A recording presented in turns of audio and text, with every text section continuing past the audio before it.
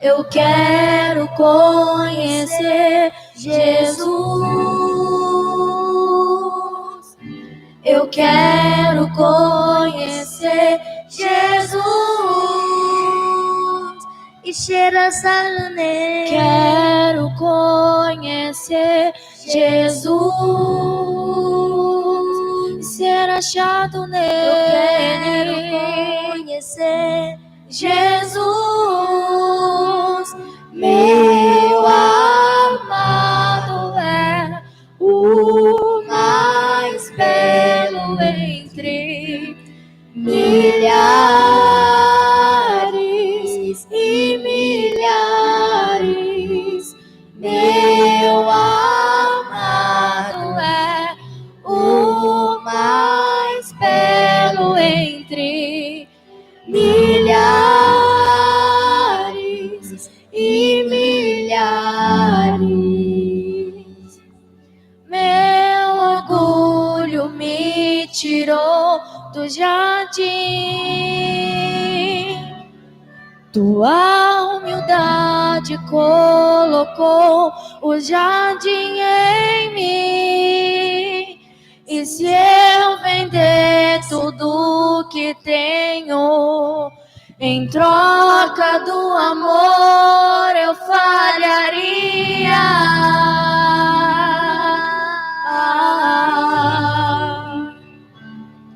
Pois o amor não se compra, nem se merece. O amor se ganha, de graça o recebe. Eu quero conhecer Jesus. Eu quero conhecer Jesus. Ser achado nele. Eu quero conhecer Jesus. E ser achado nele. Eu quero conhecer Jesus. Meu amado é o mais belo entre milhares e milhares. Meu amado é o mais belo entre milhares e milhares. Meu amado é o mais belo entre milhares e milhares.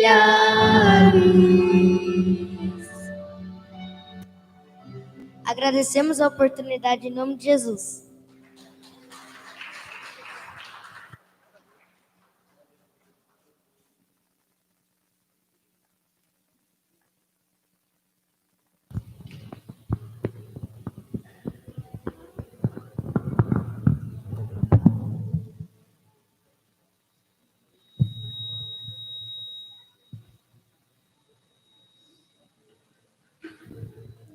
Glória a Deus. Irmãos, vamos ficar de pé para nós estarmos orando pelas ofertas e pelo pregador da noite, né?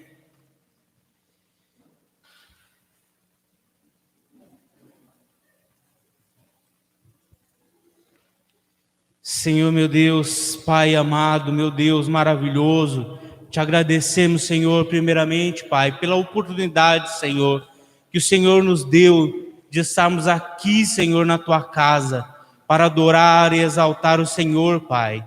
Meu Deus maravilhoso, meu Pai amado, e pelo Teu povo, Pai, que tem colaborado, Senhor, com a Tua grandiosa obra, Pai. Meu Deus maravilhoso, que o Senhor venha, Pai, usar o Teu servo, Senhor, com graça, meu Deus maravilhoso, enchê-lo do Espírito, Senhor. Meu Deus, Pai, para que Ele possa falar da Sua palavra, Senhor, para que nós possamos ser ensinados, Pai, através da Sua santa palavra, Senhor. Meu Deus maravilhoso, que o Senhor venha, Pai, esmiuçar corações, Pai, de pedra, Senhor. Meu Deus maravilhoso, santo e poderoso, Pai. Que a Tua palavra, Senhor, venha, Senhor, nos trazer, Senhor, a clareza, Senhor, meu Deus, para a nossa vida, Senhor, que nós até hoje não tivemos, Senhor, que os nossos corações estejam abertos, Senhor, para receber de Ti, Senhor, todo o ensinamento, Senhor, que nós precisamos, Senhor, para esta vida, para a vida, Senhor, meu Deus, maravilhoso, Senhor, mais santo, para nós estarmos junto contigo, Senhor, aí na glória, Senhor. Meu Deus, desde já eu te agradeço, Senhor, por cada, Pai, oportunidade, Senhor, por cada, meu Deus, coisa que o Senhor tem feito por nós, Senhor, Pai, até ocultamente, Senhor, meu Deus maravilhoso, e amém, santo. Aleluia. Meus amados, muito feliz de poder estar compartilhando esse momento com os irmãos mais uma vez. Ainda em pé, por gentileza, abra sua Bíblia no livro de Isaías, capítulo de número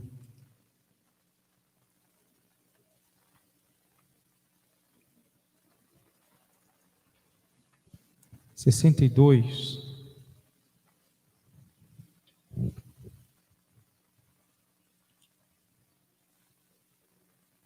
Aliás, desculpa, irmãos, 63. Isaías, capítulo de número 63. Glória a Deus. Verso de número 1. Pode compartilhar aqui conosco, irmão Guilherme? Essa semana ainda nós compartilhamos essa palavra com uma pessoa que estava me perguntando acerca de para onde vai a nossa alma depois que a gente morre, né? Depois que o ser humano morre. E eu ali meditei, irmão Platini, presbítero Platini, obrigado. Eita glória, obrigado. Quem é esse que vem de Edom, com vestes tintas? Este que é glorioso em sua vestidura, que marcha com a sua grande força? Eu que falo em justiça, poderoso para salvar. Porque está vermelha a tua vestidura, e as tuas vestes como as daquele que pisa uvas no lagar? Eu sozinho pisei no lagar, e dos povos ninguém se achava comigo. E eu os pisei na minha ira, e os esmaguei no meu furor. O seu sangue salpicou as minhas vestes, e manchei todas as minhas vestiduras, porque o dia da vingança estava no meu coração, e o ano dos meus remidos é chegado. Amém? Podem sentar, meus amados, em nome de Jesus? Quem é esse que vem de Edom?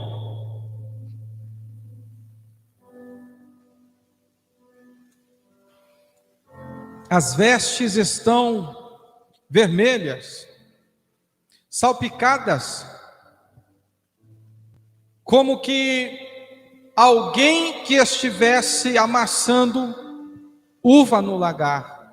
Que coisa tremenda, presbítero Platini.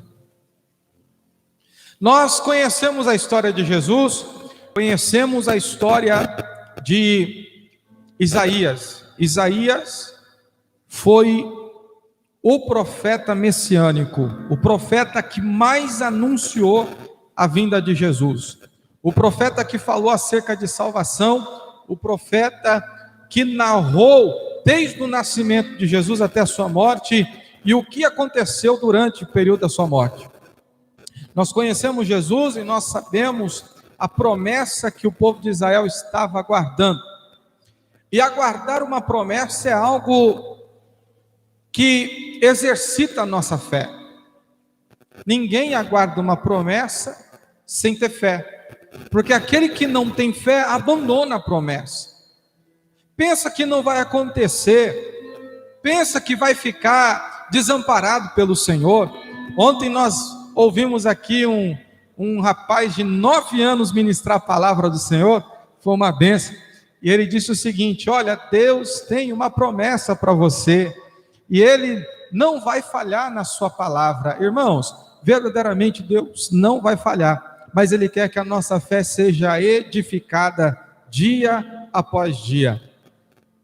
Promessa se espera com fé, fé se adquire através da esperança, e a esperança só é adquirida pela paciência. Nós não conseguimos pular essas etapas, irmã Natália. Primeiro, nós esperamos.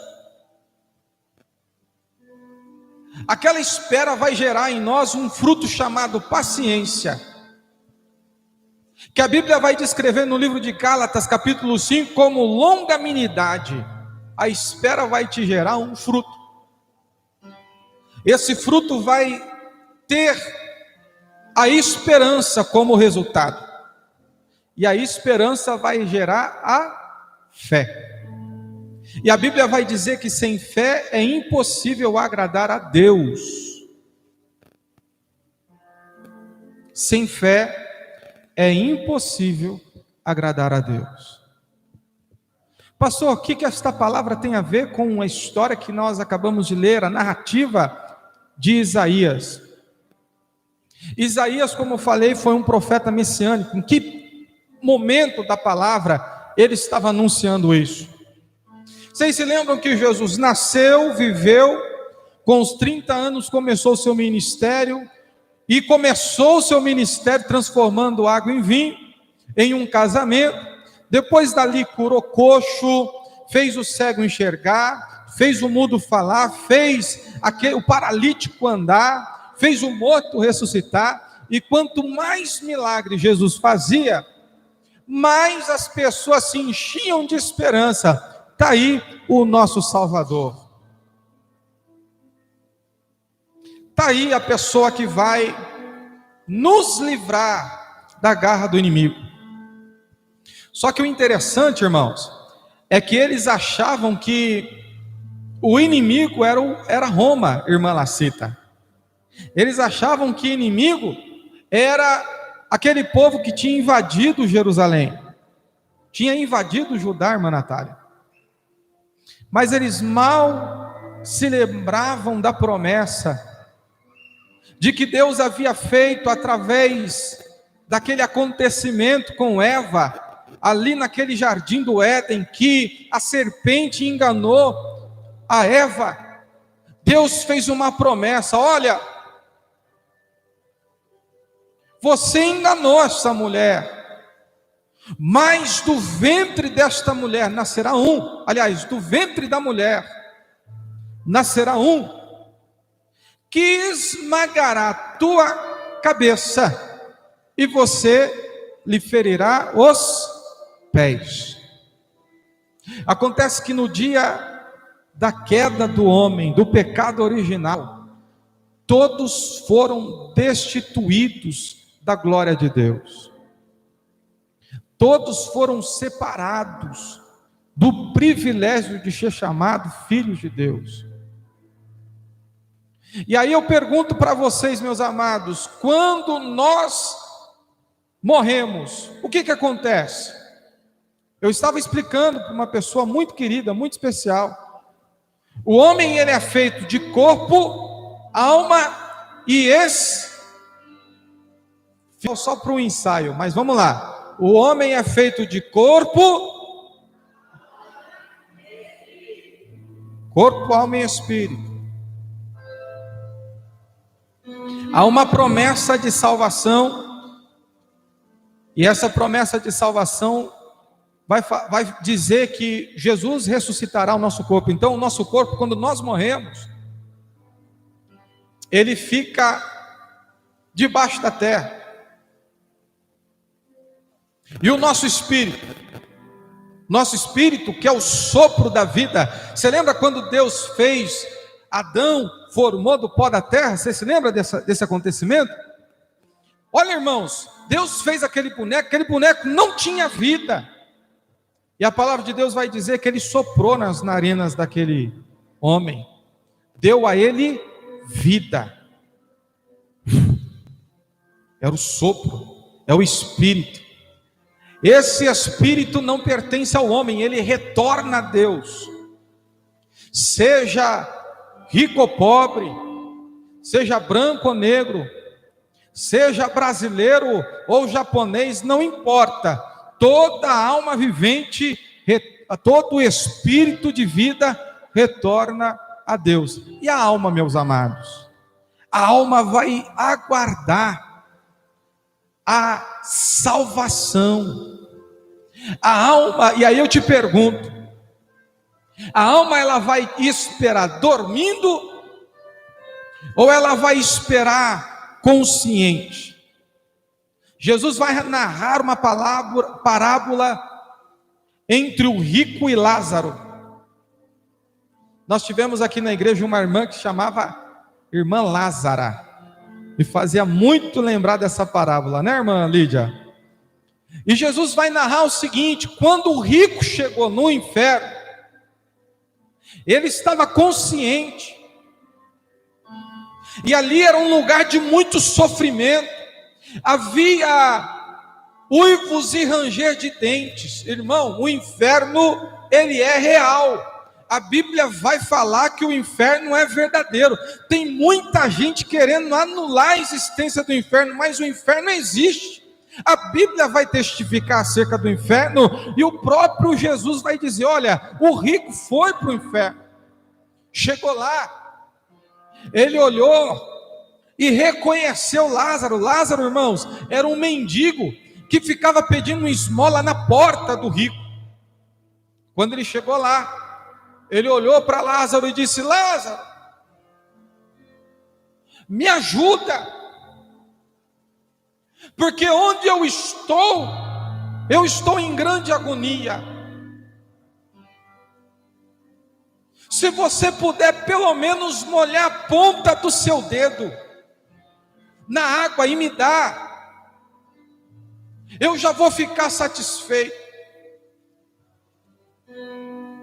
Lázaro estava do outro lado, havia uma separação. Jesus vai dizer que havia um abismo entre o lugar de tormenta e o lugar onde ia as pessoas justas. Só que o que poucas pessoas vão saber é que quem morria antes de Jesus ainda não estava salvo, mesmo que ele fosse bom. Sabe por quê? Porque ninguém poderia salvar a si mesmo. Então havia uma promessa. Jesus veio para salvar tanto aqueles que estavam na terra, como aqueles que já haviam morrido também. E isso diz respeito a mim e a você também. Nós estamos vivos, mas estamos debaixo de uma promessa.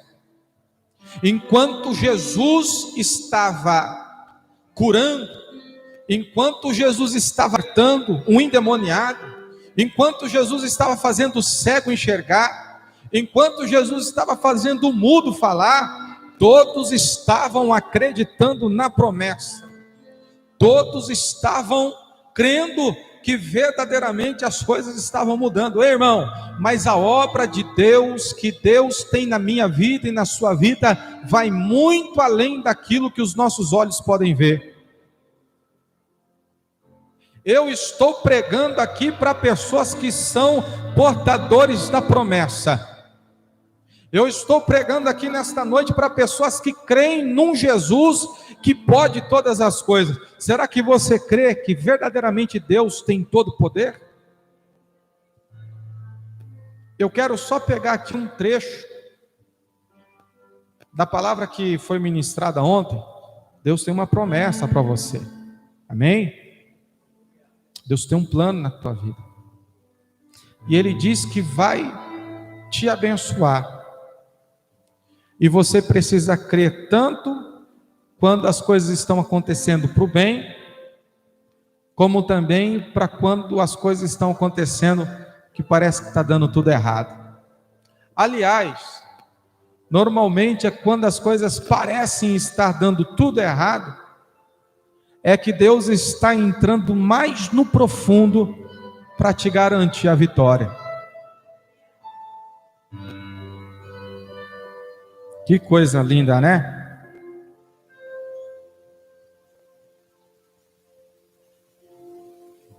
Pois Jesus foi ao Monte das Oliveiras. Preste bem atenção nisso.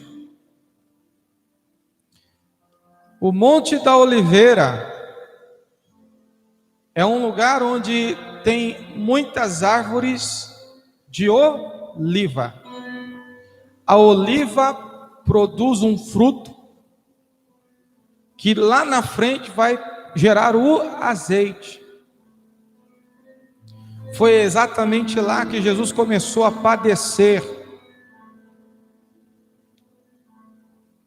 Ele começou a pisar sozinho num lagar. A Bíblia vai dizer que a alma de Jesus se angustia tanto que ele vai fazer algumas vezes uma oração para Deus. E em todas as vezes que ele ora ao Pai, ele diz: Pai, se possível, afaste de mim este cálice, mas todavia seja feita a tua vontade. Você tem ideia, irmão? Olha, esse trecho da palavra que nós acabamos de ler mostra o estado em que estavam as vestes de Jesus. Jesus estava sendo amassado, irmão, sozinho, carregando o peso inteirinho do pecado da humanidade. Talvez você, em algum momento de revolta, já tenha visto alguma injustiça, ou tenha escutado nos jornais, pai matando filho, filho matando pai, vizinho, irmão, tantas atrocidades. Talvez no seu coração você tenha pensado: por que será que Deus não acabou com essa terra? Irmão, você conhece só uma partinha bem pequenininha da maldade que acontece nesse mundo. Agora imagine, irmão, todas as maldades que Deus contemplou, tudo aquilo que foi feito nessa terra, Deus contemplou desde a época de Adão, irmão. Primeiro homicídio, Caim mata Abel. Deus contemplou.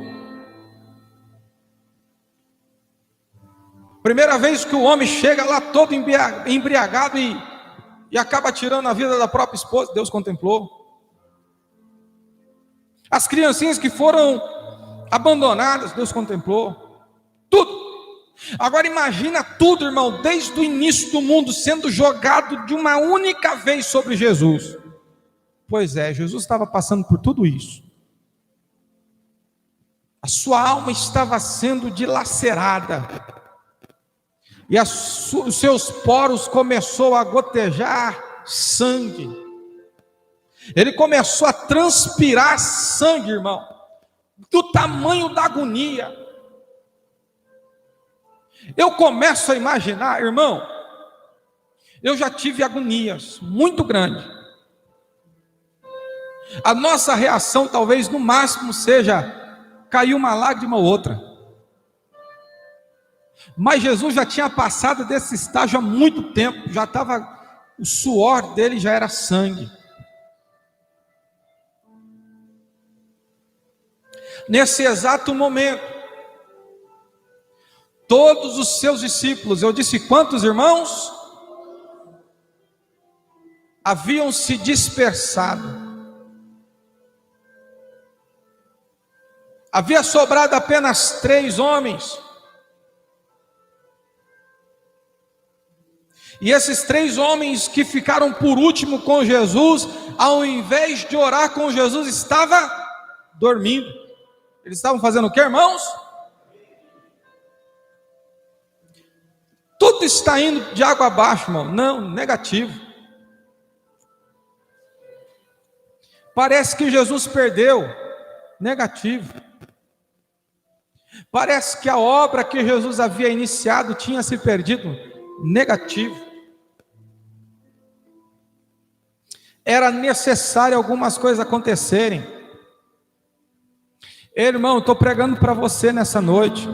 Estou pregando para você que está vendo, numa época de pandemia, vendo as coisas indo de mal a pior. Deus não perdeu o controle de nada. Ele está ainda no controle e ainda vai, aleluia, hastear a bandeira da vitória sobre a tua vida.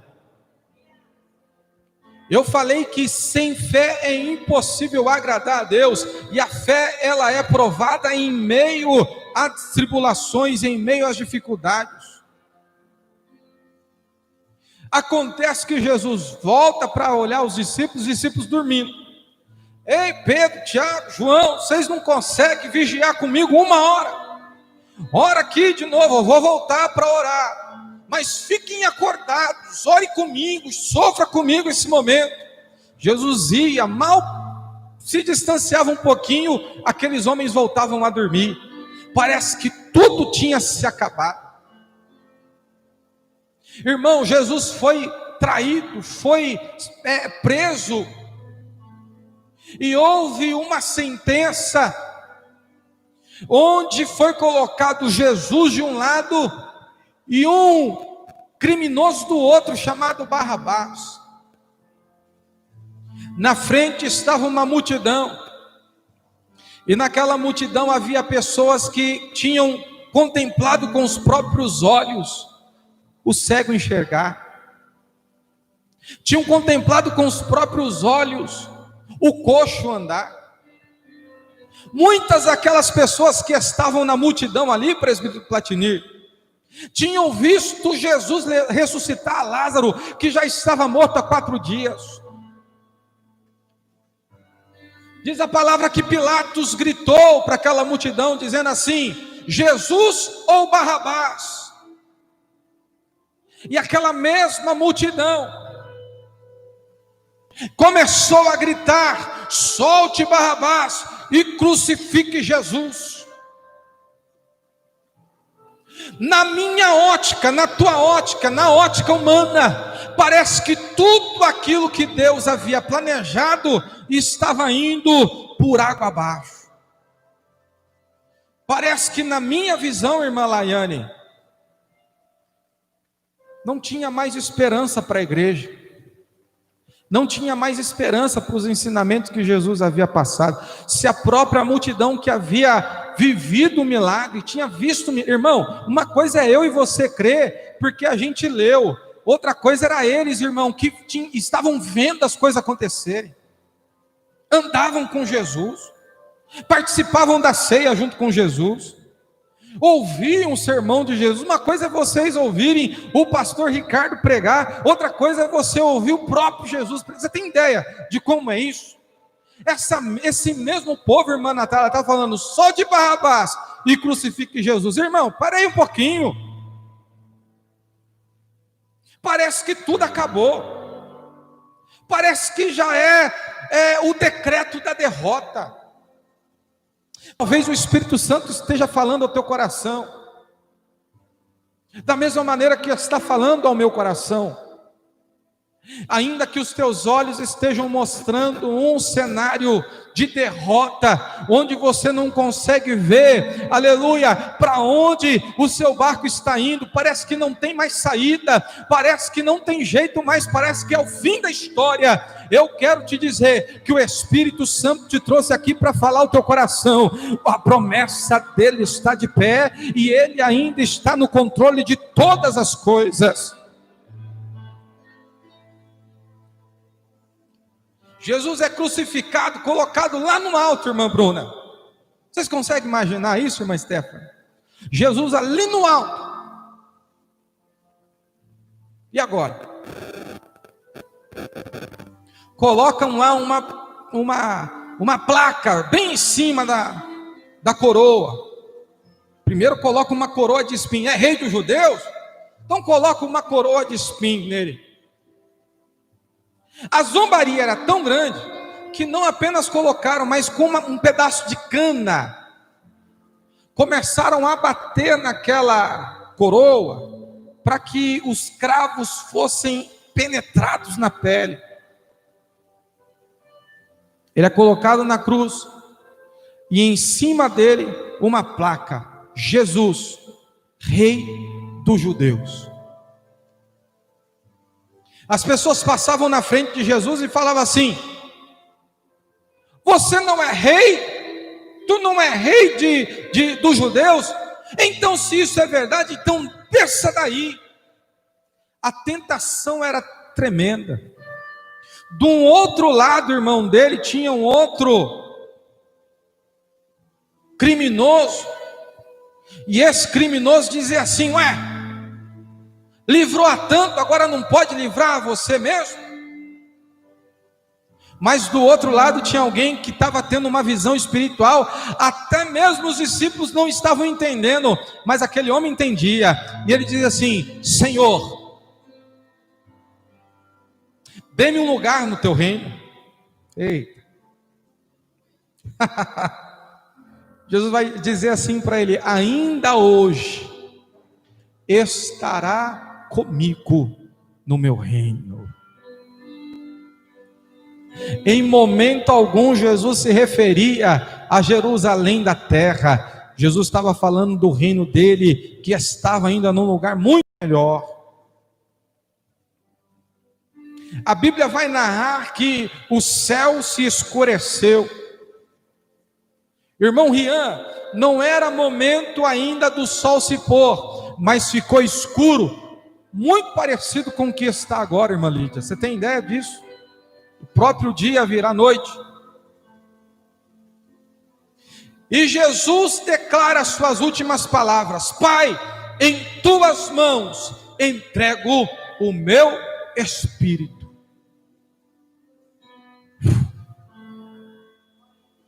Parece que acabou tudo. Cadê os discípulos? Os discípulos estavam dispersados. Cadê os seguidores de Jesus? Tinham sido dispersados. Cadê aquelas pessoas que tinham sido curadas por Jesus? Tinham sido dispersados. Acabou a obra? De jeito nenhum. Estava para acontecer ainda o maior evento do ministério de Jesus. A Bíblia vai dizer que nas mãos de Satanás tinha a chave do inferno e tinha a chave da morte. O diabo havia roubado no momento em que ele fez Adão e Eva pecar no jardim do Éden. O diabo, ele tinha nas mãos a chave do inferno e a chave da morte. Todos aqueles mortos estavam aguardando o seu Salvador. Aqueles que eram injustos, aqueles que eram pecadores, já estavam num lugar de tormento já, e vão ficar ali até o dia do julgamento. Mas os que eram justos, aqueles que eram bons, estavam aguardando no lugar chamado Seio de Abraão.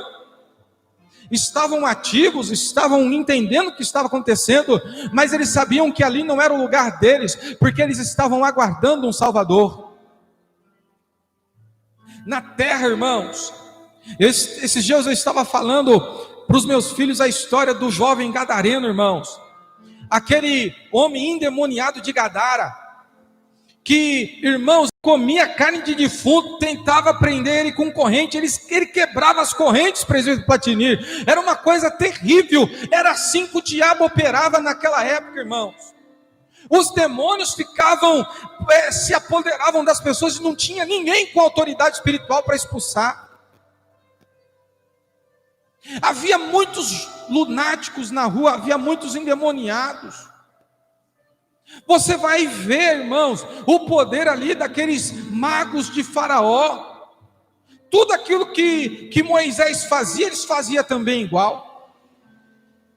O diabo deitava e rolava, mas de repente, irmãos, sentinelas que estavam guardando a porta do inferno começaram a gritar: quem é este que vem de Edom? Oh glórias! Aos nossos olhos, o povo, os discípulos estavam chorando, dizendo assim: acabou. Pedro já tinha até voltado para a antiga vida de pescador, irmão. Tinha se esquecido que Deus tinha levantado ele para ser pescador de homens. Mas o que os olhos do homem não conseguem entender, aleluia, é que Deus continua trabalhando, mesmo onde o homem não pode entrar. Quero te fazer uma pergunta. Nesses últimos dias, você tem colocado alguma coisa nas mãos do Senhor? Nesses últimos dias, você tem colocado algo que aos teus olhos é impossível de acontecer? Porque cabe a nós fazer aquilo que é possível e cabe a Deus fazer aquilo que é impossível. Pois é, irmãos, Deus ele está falando aqui, confirmando através dessa tribuna, que Ele vai entrar onde você não pode entrar. Deus vai colocar as mãos onde você não pode colocar as mãos.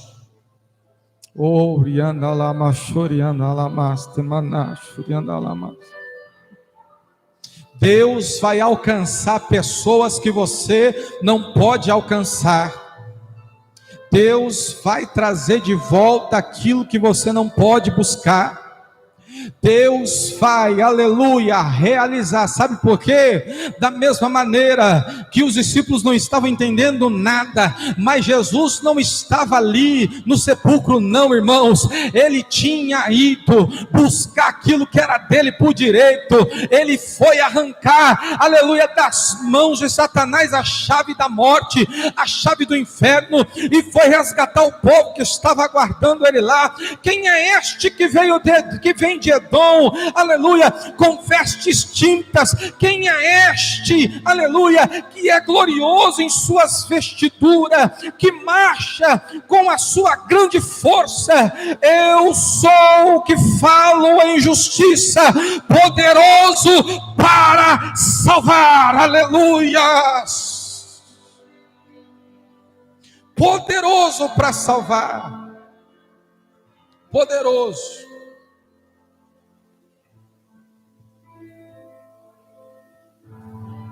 Por que está vermelha as suas vestiduras?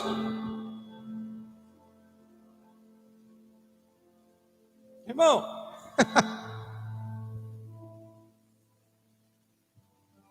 sabe aquele dia que Moisés falou assim: ó, tá bom, vocês querem ouvir Deus falar igual ele fala comigo?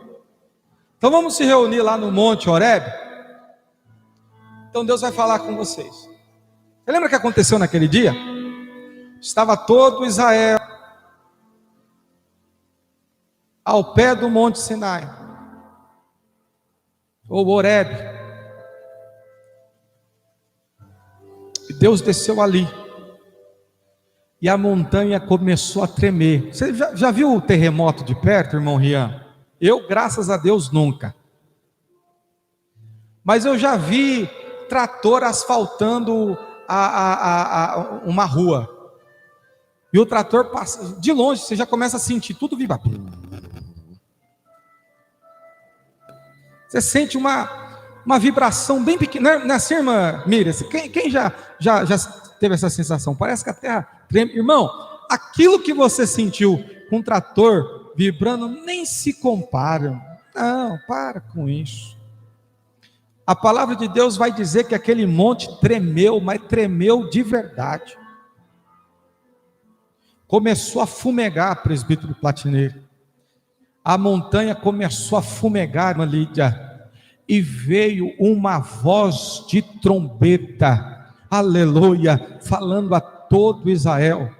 Quem estava lá não apenas sentiu os pés tremer não, mas por dentro o coração ficou tremendo tanto que as pessoas começaram a temer e fugia da presença de Deus, porque era tremendo o poder de Deus. Agora olha só, irmão, essa história aqui: porque está vermelha as tuas vestiduras? quem estava lá no inferno, lá estava tremendo de medo, porque quem estava chegando lá, estava marchando com força, estava marchando com glória, estava marchando como alguém que tinha vencido. Jesus não perdeu na cruz, não, irmão. Jesus estava vencendo a batalha que ele estava aguardando desde a queda do homem. Ei, irmão, Jesus não vai chegar de qualquer maneira na tua história, não. Ele está marchando, e ele está marchando com poder, ele está marchando com glória, ele está marchando com força. Aleluia, meu Deus, aquele que está travando o teu caminho já está começando aleluia, a dizer: quem é este que vem? Quem é este que está chegando? Quem é este? Porque eu estou sentindo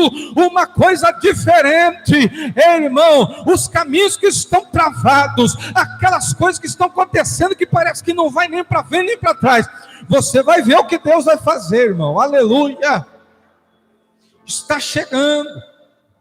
As tuas vestes como a daqueles que pisa uva no lagar. Aí aquela mesma voz que falou no Monte Horebe com voz de trombeta, você consegue imaginar isso? Você consegue enxergar isso? Ouvir com seus ouvidos da fé? Eu sozinho pisei o lagar.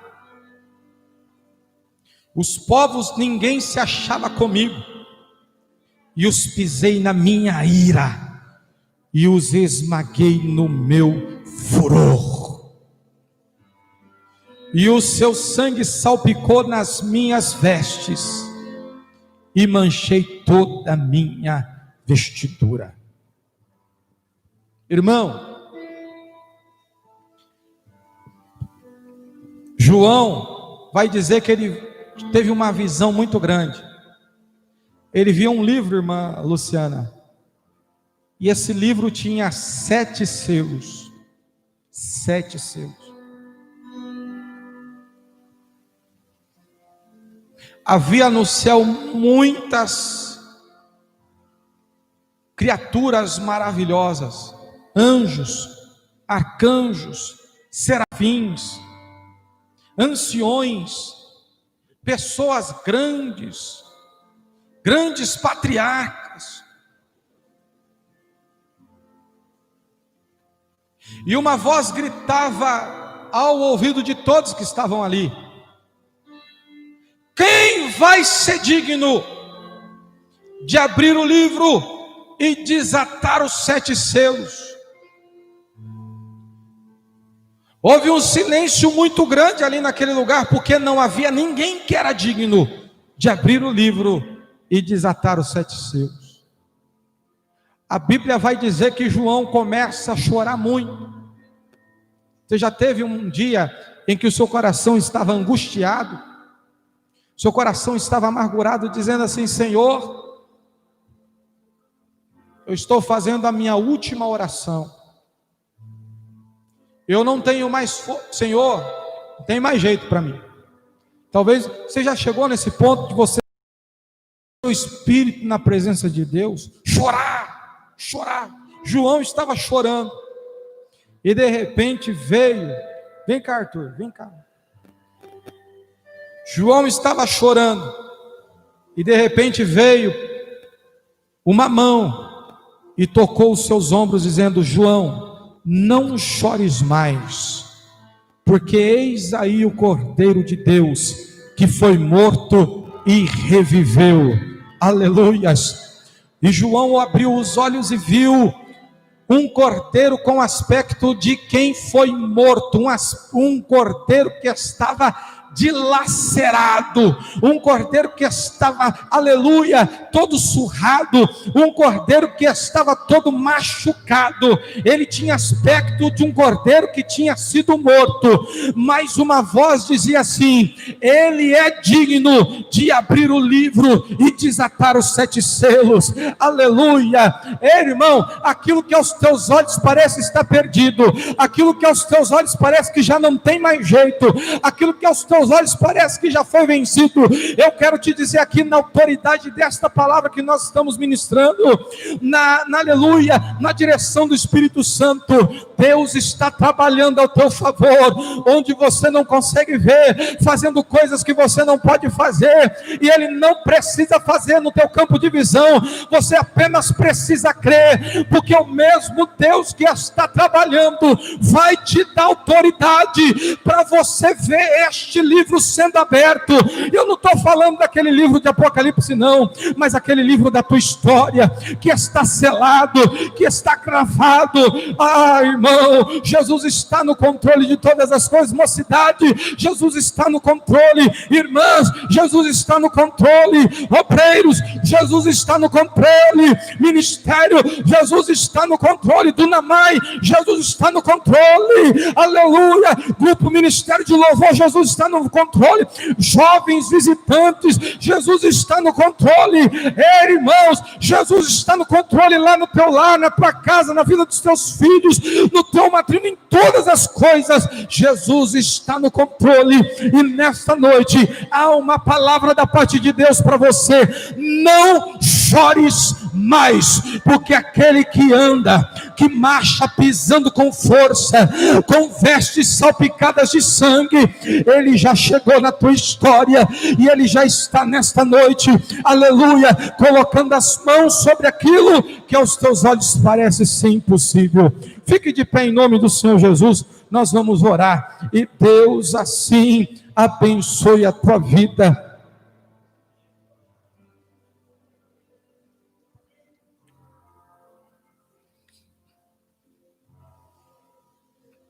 Cante comigo.